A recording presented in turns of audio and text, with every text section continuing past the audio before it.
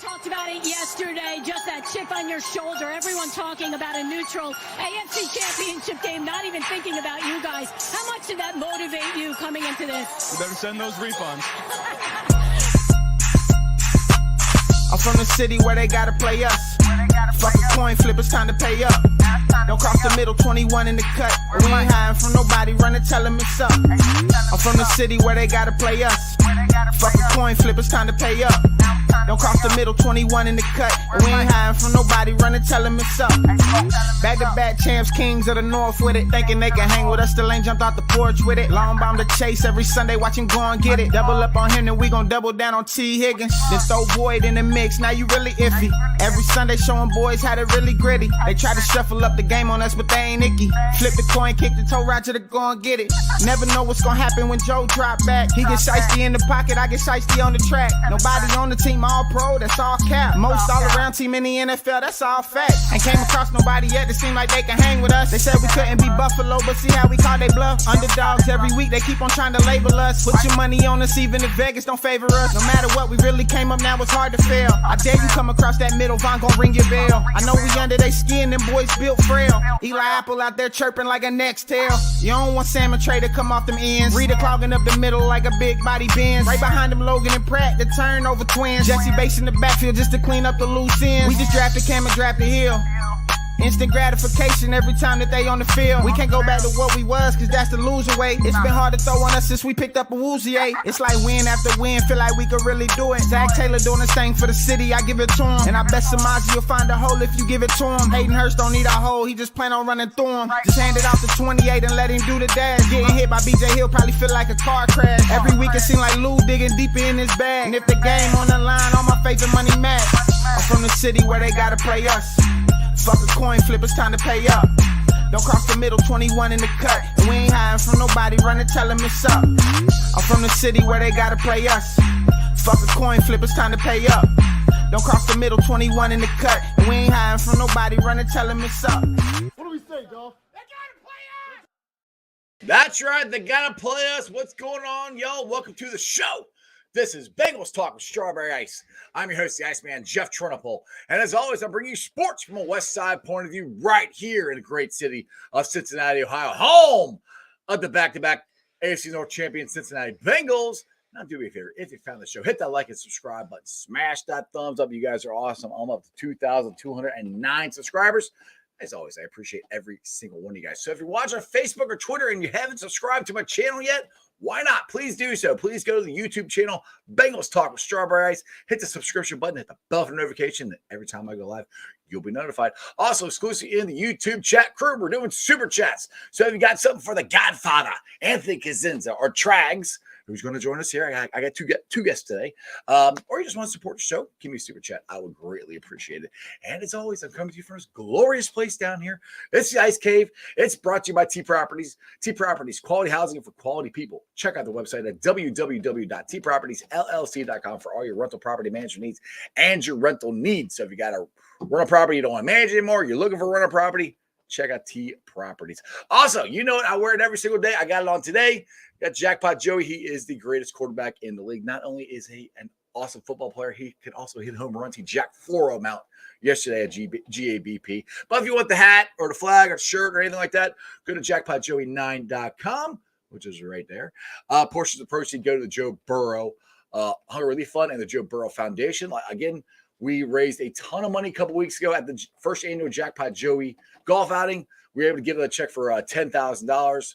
So that's awesome. So like I said, we're just trying to help people out and, wear some cool stuff. Anyway, what's up to everybody in the chat? Of course, Stranger was first. What's up? Brad's in there. Greg's in there. Crip's in there. Jeff's in there. Crown, what's going on? Jeff, and I already said Jeff. I think that's everybody. Oh, Tony's in. Tony Kemper is in there. Oh, my goodness. You haven't been in here in a while. What is up, my friend? Anyway, let's get to the Godfather, the originator of the Bengals podcast. It's Anthony Kazinza. AC, what's going on, brother? How you doing, Jeff? What's going on, man? Good, man. Just, kind of sitting there chilling, waiting for football season to start. But, I am enjoying the Reds right now. I know you're out in California. LA, De La Cruz. We're having De La Cruz mania here right now. I've been keeping tabs, my man. I've as a young kid, I actually liked the Reds. There's a lot of players I liked growing up on the Reds, and I was a big Pete Rose guy, despite some of the other stuff that he got in trouble for. Love the way he plays the game, and now I'm having fun watching. A guy I used to podcast with, Mickey Mentzer, is now in the front office of the Reds. So he goes, "Yeah." See, that's why I call you the Godfather. You've been around for a while. I know, probably too long for some people's taste, but but no. So I've been keeping the tabs on those Reds, man. They're playing some fun baseball right now. Exactly. All right, let's get to the next guest. He's a Bengals beat writer. He's got a great article out today. He's also been tweeting about the Reds too, so I think he's kind of a Reds fan too. Let's get the Trags. What's going on, Trags? Can you hear me? Yes, sir. Looking good. Hey, gentlemen, Anthony, how are you? Doing well. People aren't here to see me, Mike. We know that. They're here to see you, my friend. I hope you can forgive me for my casual wear and where I am. I am in my car. Just got done with a workout and wearing my Villanova National Championship 2018 T-shirt. There you go. Hey, if you know the workout, you got to have the sleeves off, so you can show the guns there. The gun show isn't ready for prime time yet, gentlemen. Okay, when it is, I'll let you know. Right, exactly. So I kind of titled this show, Bengals and Reds super team, because the Reds went to the GABP yesterday and hitting dingers, and the Reds have actually been a lot of fun. I know they lost today, but they've been a lot of fun to watch lately. Yep. Dude, I can't remember a time ever in my lifetime. Now, it hasn't happened yet. The Reds are still young, but is there a chance the Reds and Bengals could both be good at the same time? So, Anthony, you remember 1990? I do. I do. You both do. Reds won the World Series, swept the A's, and the Bengals not only won the division, even though it wasn't a spectacular record, 9-7, but they beat up on the Oilers. Mm-hmm. And had things turned out a little differently in that divisional game, they probably get blown out in Buffalo. But still, they could have made a nice deep run into the playoffs. That's the last time I can remember both teams being this good. Sure, in 2012, the Reds had a great season, and the Bengals were in the playoffs, and in the midst of 5 straight runs and losses in the postseason. But I think this is a little bit different, because I think with the Bengals and the Reds, you have young superstars legit superstars in the making. And I think that's what separates what's going on now as opposed to really what went on in 1990 and 2012. Exactly. I remember 1990, and I was talking to Jeff Carr. He's from Locked On Reds. I had him on the show yesterday. I said, actually, the amount of players that are coming up from the Reds right now kind of reminds me of the mid-'80s. That's when Barry Larkin, Chris Stavo, Tom Browning, Eric Davis, all these guys came up and led to the 1990 World Series. There's more of them coming up, I think, now. We still got a kid in Double-A in Dayton, at shortstop, who he might be here next year. So it's not only the ones we have now, it's the ones behind them. And the thing is, it's kind of reminded me, AC, of the Bengals of 2020, 2021, where we got Joe Burrow, we got T. Higgins. You can see it coming. That's kind of where I think the Reds are possibly at right now. You, in that time, you saw the signs of a team that was getting there, right? I mean, you had Burrow, and granted, he got hurt in that year and all that, but you saw a lot of things out of T. Higgins. You saw a lot of things out of other players, young players, and you started to see the thumbprint in 2020 of Zach Taylor, what he wanted to do. You started to kind of build a little bit of confidence in Lou Anarumo after the all-around disaster from the year prior, and you started to kind of see everything start to fall into place. And then, of course, the injury to Burrow happens, and you never really would have known truly where the rest of the year would have taken you. But lo and behold, then you get Chase in 21, and then everything just kind of blows up right there. So, yeah, I mean, what's really neat, and granted, I'm here in Southern California, so I don't have the exact same pulse on everything in the city as you two fine gentlemen do. But what's really cool is you're seeing generational players, talents on both of these teams. And it's really, really exciting to see, at least from an outside perspective. And I know it's really exciting to see within the city and fans of both teams. It's really cool. I know that there's a lot of focus on the offense, and Anthony, I know you know this, but let's not forget Sam Hubbard and Logan Wilson and how the development of those two guys, very young, very promising players on the defense. helped give Lou Anarumo a foundation he could build around. There's no doubt in my mind that without those two, they are not where they are now defensively. And it's why they were able to bring in a guy like Mike Hilton and Cheeto Awuzie. And then they drafted very well, I think, the last 2 years. We'll see how the 3 defensive picks do this particular year. But what they have going on the defensive side of the ball, Bengal fans should be just as excited to me about that as they are about the kind of points they might be able to put up with Burrow throwing to Higgins and Chase. Right, exactly. And the article you had today is talking about the battle between DJ Turner and Jordan Battle, the secondary, which Lou is doing something he didn't want to do. He's going to have to start a lot of young players in the secondary, but it is what it is. I think he's got some pretty good players here, and I think it's going to be a pretty good battle. I mean, Nick Scott, he's got the shoulder right now, but he should be back for training camp. Why don't you elaborate a little bit more, Trags, on your article and on the secondary battle? So here's why I think Lou Anarumo has had a change of heart a little bit. He doesn't really, particularly as he said last year before the Miami Dolphins game, on the Thursday night game, he does not like, or after it actually, he does not like playing rookies and starting rookies and throwing them right into the fire because they don't know what they don't know. Right. They just don't know the defense instinctively.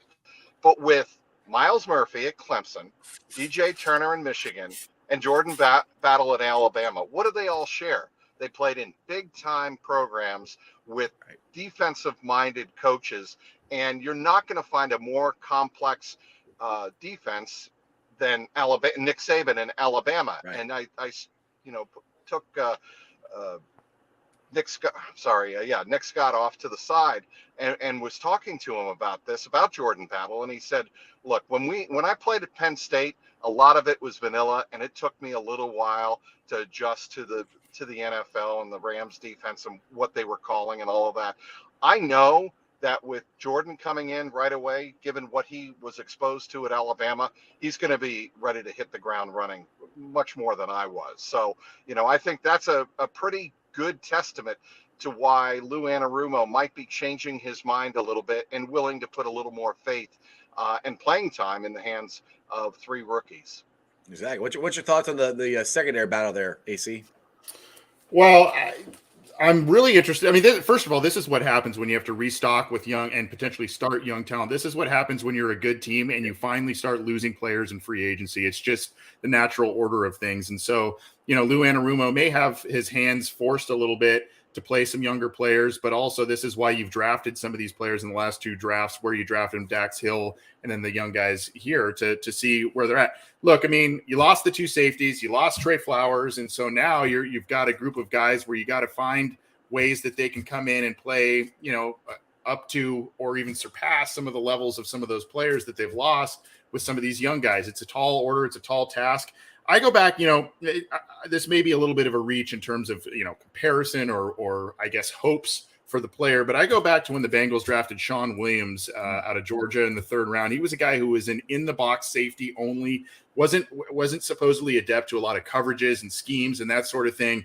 And he grew into a pretty nice player for the Bengals as a safety. Ended up, making a lot of interceptions and a lot of plays for the team down the road. I think Jordan Battle has a higher ceiling, played again in the SEC, played against some really good teams. And as Mike said there, I mean, it's not only big programs, defensive minded head coaches, but it's also big games. They played in big games, high profile games, and usually played pretty well. So I'm excited. There may be a learning curve. It may be a little bit of a slow start if he is forced to play some of these younger guys earlier than expected. But, I think there's a lot of talent, and the athletic profiles of some of these guys are really, really high. Speed, athleticism, agility, all that stuff. And that's what the Bengals covet out of a lot of those players.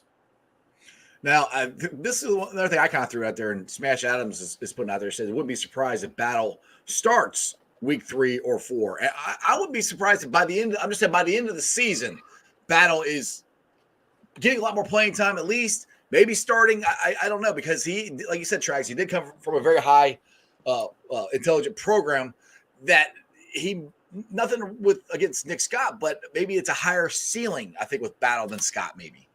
Well, and I could see a situation if they go big nickel where they need a 3rd safety out there. That is the more likely possibility than it would be just throwing Jordan Battle out to the Wolves out there with Dax Hill, who is a very bright player, a very athletic player. Everybody, I think, knows that. But Dax Hill is going to be your starting free safety, and he's going to play the role, obviously, that Jesse Bates had.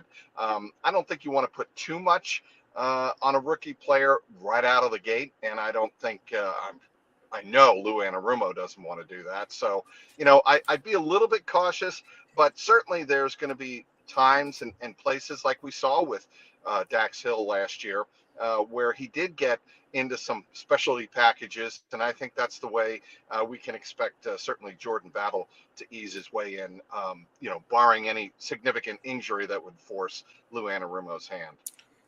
Got it, AC. I just have a question for Trags. I mean, and maybe I'm just reaching for some sort of, I don't know, logic in some of these picks and stuff. But do you think there's anything in, you mentioned the hesitancy of Lou Anarumo wanting to play younger players and rookies and that sort of thing. Do you think there's any kind of logic in the fact that, you picked Dax Hill last year, you picked the second round pick was his teammate and a guy who played in the secondary with him. Was there anything there, or do you think that helps the potential learning curve that some of these guys have played with each other if they are going to be out there in high-profile roles early on? I think the Bengals picked players that they figured Lou Anarumo could coach quickly and coach right away. That's why I think the whole thing of playing at big schools and being exposed to a lot of different defensive packages in college allows Lou Anarumo to feel a little bit more comfortable, like they've seen this before, they've actually played it before. It's not like they're studying it on film and now they have to go out and commute. See, one of the things, and everybody in that locker room on defense has told me this week and the last week during OTAs, it's one thing to watch it on film and be taught it in the classroom. It's totally another to go out there, even in OTA practices, and make the right cuts, make the right reads, and be in the right place at the right time. That's really what these rookies have to work on. And so, Anthony, I would say to your question, I think Lou Anarumo believes that these guys are more inclined to have been exposed to it in college, so it's more likely they'll be able to pick it up more quickly, even in their rookie and second years. And one thing you said in your column here is to get their first aha moment, like get that out of the way of when because it's going to happen. There's something going to happen that they've never seen before. Going, oh, okay. So what's important in that, Iceman, is the fact that when they have that moment, how do they respond to it? Is it like instinctive, or do they have to take a second or two to react to it? And sometimes, I know it doesn't sound like much, but a second or two can be the difference between, keeping a guy in front of you for an 8-yard gain and being completely, out leveraged and allowing, a slot receiver to get by you for a touchdown. And that's the thing that these guys have to, work at picking up. And that's obviously what mini camp's going to be for next week. And it's what training camp is for. Exactly. Now, a question here from Preston. He said, where do you guys feel that DJ Turner fares in the cornerback battle? Well, I definitely think that he's going to be behind Cam Taylor-Britt and Cheeto Awuzie. But he obviously got some first-team looks because Cheeto has not been cleared to take part in OTAs, and he won't definitely be cleared for next week for minicamp. But come, training camp, it'll be interesting to see where he lines up, how many first-team reps he gets. I find it hard to believe that, DJ Turner, as fast as he is, and he's lightning fast, 4.28 speed is no joke. Right. I, again, don't think that they would throw him to the Wolves right away. And, they have some other options in terms of their depth that they would go to before DJ Turner. But like with Dax Hill last year and like with Cam Taylor-Britt, if they believe DJ Turner can help them on defense, they will find ways to put him in, expanded packages, nickel, dime, even quarters, which the Bengals played a little bit more last year. That's the kind of, situation I could see DJ Turner easing his way into playing time in his rookie year. What's your thoughts on that there, AC? I don't. It sounds like Cheeto and maybe even Leo Collins are doing pretty well in their recovery from their respective knee injuries. I still am of the mindset, and maybe Mike would disagree or agree with me, but I'm still of the mindset that Lael's probably going to be a pup list guy, just because of when his knee injury occurred and the severity of it. Cheeto probably less likely, but if he does land on a pup list type of situation, obviously then there's a conversation to be had. Does DJ Turner step in? Is it Sidney Jones? Who kind of gets in the mix a little bit more? I still think Awuzie is probably going to be ready by the time, and barring something unforeseen, just my gut feeling and just some of the things like Mike and all the other great reporters have been putting out there, that I think that he's probably going to be ready early in the season, I would think. But ideally, you're right. I think it's Cam Taylor-Britt. It's Awuzie on the, as your starting guys. You got Hilton in the slot, and then Turner's maybe your CB4 to kind of start things off. And that's a good fallback option, because as these aha moments kind of occur, when you have the athletic profile and you have the 4.28 speed, your recovery and reaction time, if there is some sort of mishap in a coverage, is a lot. You could recover a lot better than if you don't have that athletic profile. And also when you're DJ Turner, you have that athletic profile and you're playing, potentially cornerback 4. You're not going up against, maybe a DK Metcalf or some of the, the wide receiver 1s out there that are going to be on your schedule. So I think he's going to be down the pecking order a little bit, and that's fine, because that's going to, be a pretty good option even further down. Exactly. All right, Trags. I know you're in your car, so I don't want to keep you too much longer, but just to give a couple updates here on your article, it said no Boyd, no Williams, no Reader, and then Adam Ice is in a boot. So will they all be here? I'm sure they'll all be here and be ready to go for minicamp, or what's the updates on those?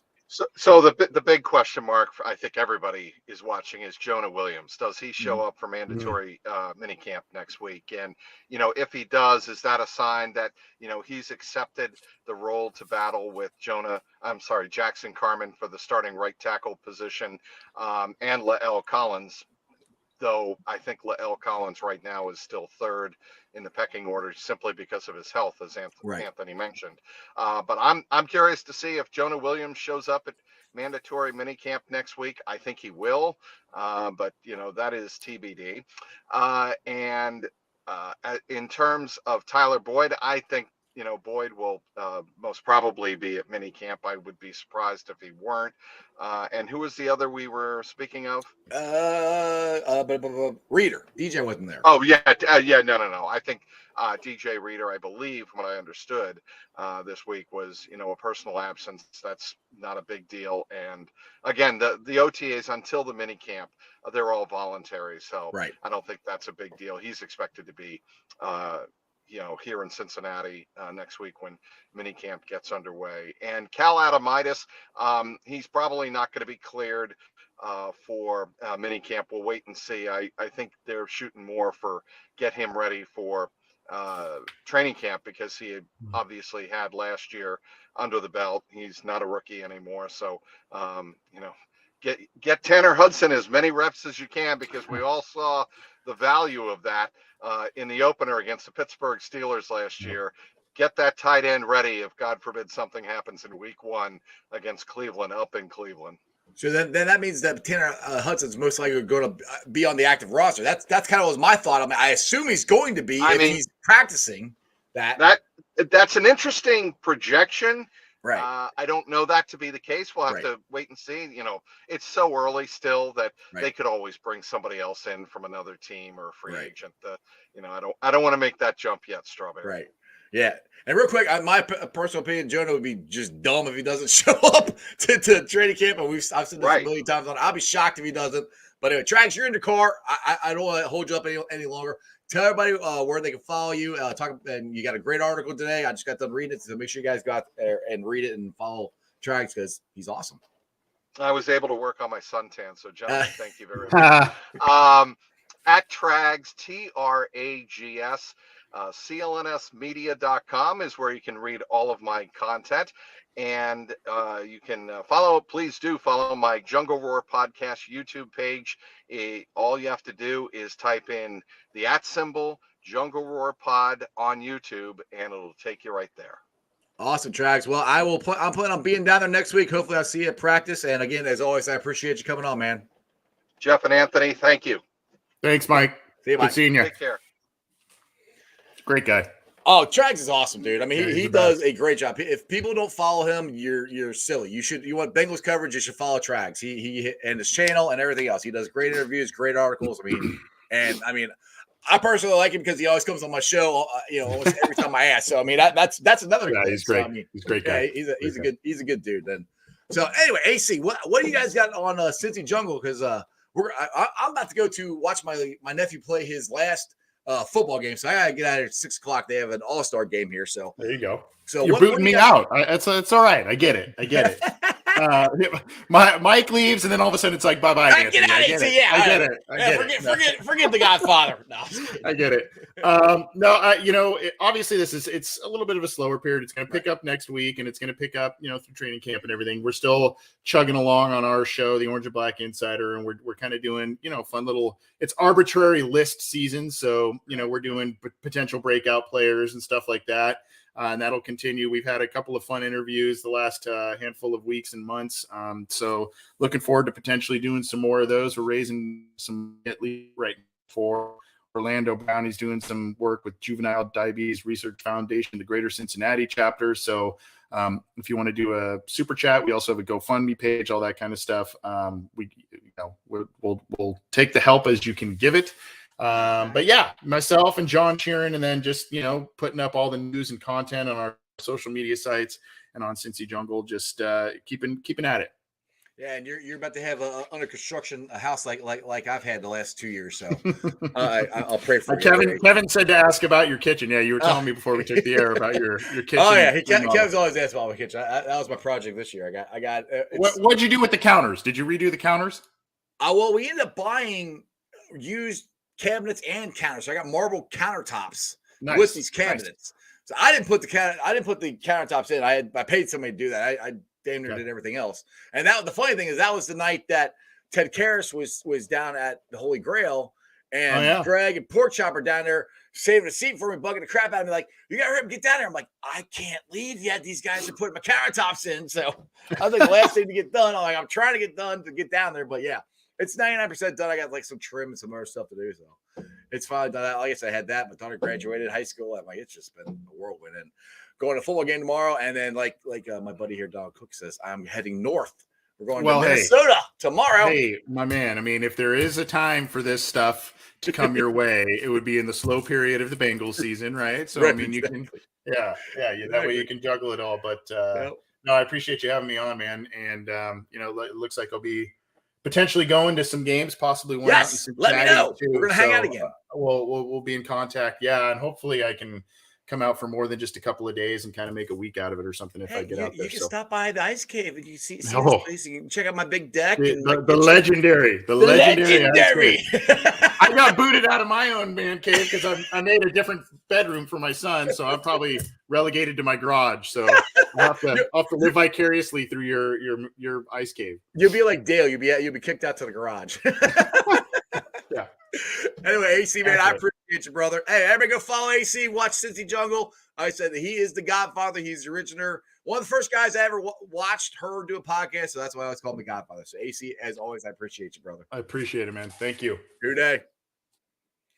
All right, guys. I had a little short show. Like I said, I got to get going. I'm going to go on vacation, just for the weekend. I'll be back Monday. I have no idea who's going to be on. I got to reach out and do some stuff. But, I'll find somebody to come on, and we'll talk some Bengals.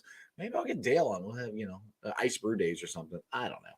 Anyway, let me get to the Facebook groups that let me live stream. And I appreciate every single one of them. They are Houday Nation, Houday Legion, Radical Reds, Bearcat Ruckus, the Ohio State Bucknuts, the Ice Bar. They can follow me on all my social media platforms, all under Strawberry Ice, on Facebook, Instagram, Twitter, and TikTok. Twitter handle is at Jeff A. Turnipole. TikTok is at Iceman90. I did put yesterday's show up on the podcast. So, if you want to listen to yesterday's show, you can go check out the podcast, or you can watch it right here on the channel. I'll be pulling this one off, I think. Maybe at the football game, I might be doing this and putting it up there. So you guys can check it out. Listen to everything that Trag said, everything that AC said, and, just support the show. It's on BeanPod, Apple, iTunes, Spotify, Google, Stitcher Play, pretty much wherever you get your podcasts. Please make sure you rate, like, and review. Leave a 5-star review. Leave a comment so more Cincinnati fans can find my podcast. YouTubers, you guys are awesome. We're at 2,209 subscribers. Like I said, one for you guys. I won't be able to do this. I appreciate you guys hanging with me. Like I said, summertime gets a little slow. I did talk Reds yesterday. Maybe we'll talk some more Reds. Who knows? We'll see. It's a fun time to be a Cincinnati fan. That's all I got to say. It's a fun time. Anyway, you guys have a wonderful weekend. I'll see you Monday. And that's your sports, baby. See ya! Talked about it yesterday, just that chip on your shoulder. Everyone talking about a neutral AFC championship game, not even thinking about you guys. How much did that motivate you coming into this? You better send those refunds. I'm from the city where they gotta play us. Fuck a coin flip, it's time to pay up. Don't cross the middle, 21 in the cut. We ain't hiding from nobody, run and tell them it's up. I'm from the city where they gotta play us. Fuck a coin flip, it's time to pay up. Don't cross the middle, 21 in the cut. We ain't hiding from nobody, run and tell them it's up. Back-to-back champs, kings of the north with it. Thinking they can hang with us, still ain't jumped out the porch with it. Long bomb to chase every Sunday, watch him go and get it. Double up on him, then we gon' double down on T. Higgins. Then throw Boyd in the mix, now you really iffy. Every Sunday showing boys how to really gritty. They try to shuffle up the game on us, but they ain't icky. Flip the coin, kick the toe right to the go and get it. Never know what's gonna happen when Joe drop back. He get shiesty in the pocket, I get shiesty on the track. Nobody on the team all pro, that's all cap. Most all around team in the NFL, that's all fact. Ain't came across nobody yet that seem like they can hang with us. They said we couldn't be Buffalo, but see how we call they bluff. Underdogs every week, they keep on trying to label us. Put your money on us, even if Vegas don't favor us. No matter what, we really came up, now it's hard to fail. I dare you come across that middle, Von gon' ring your bell. I know we under they skin, them boys built frail. Eli Apple out there chirping like a next tail. You don't want Salmon Trey to come off them ends. Rita clogging up the middle like a big body Benz. Right behind them Logan and Pratt, the turnover twins. Jesse Bates in the backfield just to clean up the loose ends. We just drafted Cam and drafted Hill. Instant gratification every time that they on the field. We can't go back to what we was, cause that's the loser way. It's been hard to throw on us since we picked up a Woozy. It's like win after win, feel like we could really do it. Zach Taylor doing his thing for the city, I give it to him. And I bet Samazi will find a hole if you give it to him. Hayden Hurst don't need a hole, he just plan on running through him. Just hand it off to 28 and let him do the dash. Getting hit by BJ Hill probably feel like a car crash. Every week it seem like Lou digging deeper in his bag. And if the game on the line, all my faith and money match. I'm from the city where they gotta play us. Fuck a coin flip, it's time to pay up. Don't cross the middle, 21 in the cut. And we ain't hiding from nobody, run and tell them it's up. I'm from the city where they gotta play us. Fuck a coin flip, it's time to pay up. Don't cross the middle, 21 in the cut. And we ain't hiding from nobody, run and tell them it's up.